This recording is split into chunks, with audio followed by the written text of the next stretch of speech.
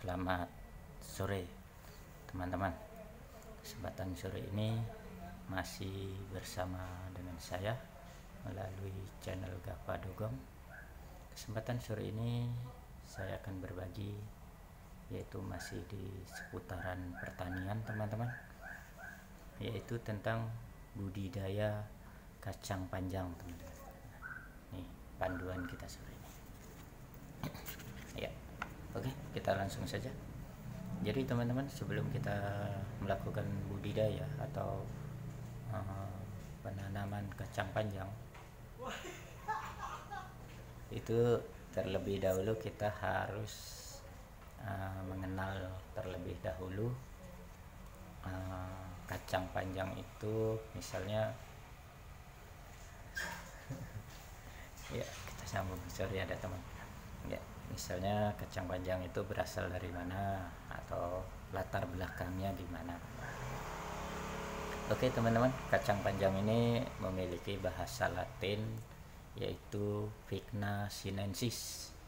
Vigna sinensis ya teman-teman. Jadi merupakan salah satu sayuran yang memiliki sumber vitamin yang sangat banyak ya teman-teman. Dan kacang panjang ini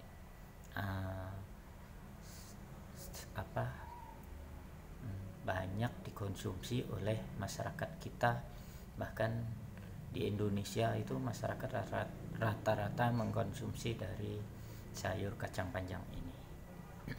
Jadi kacang panjang ini selain diolah menjadi aneka sayuran, polongnya juga bisa dikonsumsi sebagai lalapan teman-teman. Terus dalam budidaya kacang panjang ini itu sebenarnya relatif mudah teman-teman. Yang jelas kita harus memperhatikan persyaratan atau syarat tumbuh yang diperlukan oleh tanaman kacang panjang ini.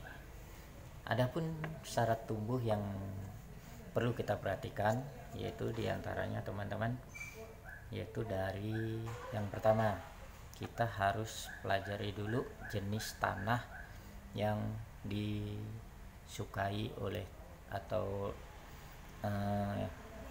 kacang panjang itu dapat tumbuh subur gitu teman-teman. Jadi tanahnya itu jenis apa aja. Jadi kacang panjang ini teman-teman, dia menyukai tanah jenis regosol, latosol, dan juga aluvial. Aluvial ini tanah yang dia itu lempung berpasir teman-teman, tapi dia gembur, subur, dan kaya akan unsur hara. Jadi tanah-tanah seperti inilah yang disukai tanaman kacang panjang ini untuk dapat tumbuh dengan baik. Kemudian tanaman ini juga mengkehendaki pH tanah berkisar 5,5 sampai dengan 6,5 teman-teman. Namun apabila tanah kita pH-nya di bawah kurang dari yang saya sebutkan tadi 5,5 sampai 6,5, kita harus melakukan pengapuran pada tanah tersebut teman-teman.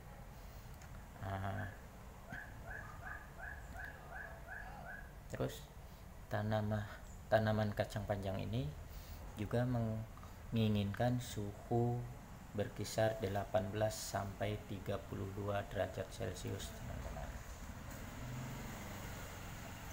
Itu tadi teman-teman seputaran cara tumbuh. Terus selanjutnya yaitu kita masuk di budidayanya teman-teman. Jadi dalam budidaya kacang panjang itu kita harus memperhatikan juga di sini yaitu paritas atau benihnya teman-teman. Jadi di sini varietas kacang panjang itu antara lain lokal Bekasi atau KP1, terus KP2 yaitu lokal Bogor, terus yang KP Bogor ini dia toleran terhadap hama penggerek polong, terus dan juga dia toleran terhadap penyakit busuk polong teman-teman. Dan tanaman ini kalau dapat tumbuh, oh mohon maaf, jadi kebutuhan benih ini untuk per hektarnya itu berkisar 20 kilo teman-teman untuk lahan 1 hektar. Terus teman-teman di sini kita lanjutkan yaitu ke tahap penanaman.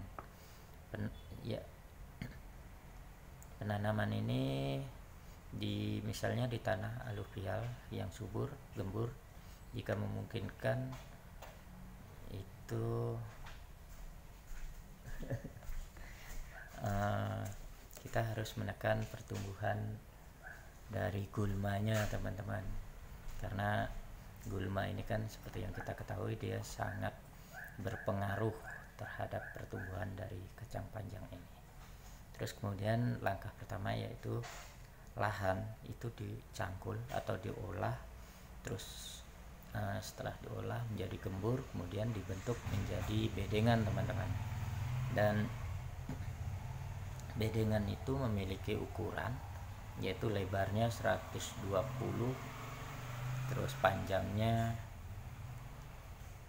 itu tergantung kita mengkehendakinya mau panjangnya berapa. Tetapi juga bisa bedengan itu berkisar 120 sampai dengan 150 cm teman-teman. Jadi tergantung juga dengan kondisi lahan kita sih teman-teman, itu yang sangat penting. Terus kemudian dibuat lubang tanam dengan tugal yang kedalamannya kurang lebih 3 sampai 5 cm. Maaf, yang di sini nanti ya kuncinya masih ada sidak ujian. Sip. Oke teman-teman, tadi ada kawan. Terus saya ulangi ya teman-teman. Jadi dari bedengan tadi itu dibuat lubang tanam yang bisa menggunakan tugal dengan kedalaman 3 sampai 5 cm. Terus kemudian kita menggunakan jarak tanamnya, jadi atau jarak lubang lah itu, tapi bahasa kerennya kan jarak tanam, yaitu 70 cm dikali 30 teman-teman.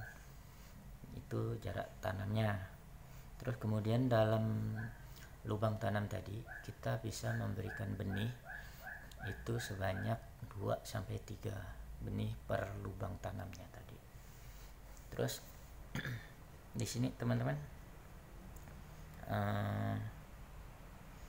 ini apabila tanah kita itu pH-nya kurang dari 5,5 sampai 6,5. Apabila di bawah itu kita diwajibkan untuk melakukan pengapuran. Jadi teman-teman, kapur yang sering kita gunakan adalah kapur dolomit, atau orang sering juga menyebutnya dengan kapur pertanian. Jadi untuk kebutuhannya itu per hektarnya 1 sampai dengan 1,5 ton teman-teman untuk luasan lahan 1 hektar.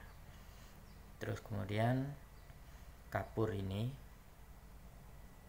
dikasih atau ditaburkan di bedengan tadi itu 3 sampai 4 minggu teman-teman sebelum kita melakukan penanaman. Jadi kapur ditabur dulu 3 sampai 4 minggu, kemudian baru kita lakukan penanaman. Tetapi kalau misalnya pH kita udah mencukupi standar tadi, kita tidak perlu melakukan pengapuran.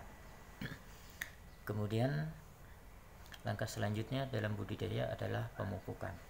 Jadi pupuk ini terdiri dari pupuk kandang atau pupuk kimia teman-teman, misalnya pupuk organik atau pupuk anorganik. Terus kalau kita menggunakan pupuk organik atau pupuk kandang itu dalam per hektarnya memerlukan 10 sampai 15 ton teman-teman untuk per hektarnya. Tapi kalau untuk pupuk kimia atau anorganik itu TSP memerlukan 75 sampai 100 kg per hektar.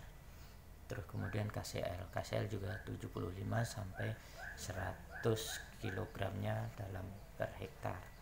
Dan kemudian yang terakhir itu urea. Urea dia memerlukan 25 sampai dengan 30 kilo untuk lahan 1 hektar. Dan pupuk ini itu ditanam atau dibikinkan tugal juga di samping lubang tanam tadi, yaitu 3 hari sebelum tanam, teman-teman. Kemudian juga ada pupuk susulan. Pupuk susulan ini berupa pupuk urea dengan dosis 20-30 kg juga untuk luasan per hektar tadi. Dan diberikan susulan pertama ini yaitu umur 3 minggu setelah tanam ya, teman-teman. Terus selanjutnya yaitu masuk di proses perawatan atau pemeliharaan, teman-teman. Yang pertama yaitu kita apabila kita melakukan budidaya itu di saat musim kemarau, kita perlu melakukan penyiraman, teman-teman. Jadi penyiraman ini dilakukan setiap sore atau sampai benih itu tumbuh. Kemudian frekuensi penyiraman ini tergantung dari curah hujan dan juga dari tinggi tanaman, itu perlu juga diperhatikan, teman-teman. Terus yang selanjutnya adalah pemasangan ajirnya, teman-teman. Jadi ajir atau turus. Jadi turus ini bisa dibuat dari bambu atau dari kayu-kayu yang di hutan yang masih kecil-kecil, biasa sebesar jempol-jempol tangan gitu, itu boleh untuk dijadikan turus kacang panjang ini. Terus kemudian ajir ditancapkan di tanaman yang sudah tumbuh kurang lebih 25 cm tadi, teman-teman.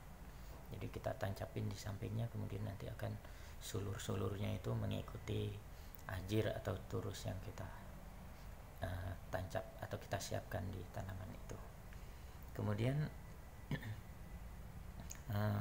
bila tanaman kita itu terlalu subur, teman-teman, maka kita juga harus melakukan pemangkasan atau pengurangan pada daun-daun, teman-teman. Termasuk cabang-cabang yang tidak kita inginkan itu perlu dilakukan pemangkasan.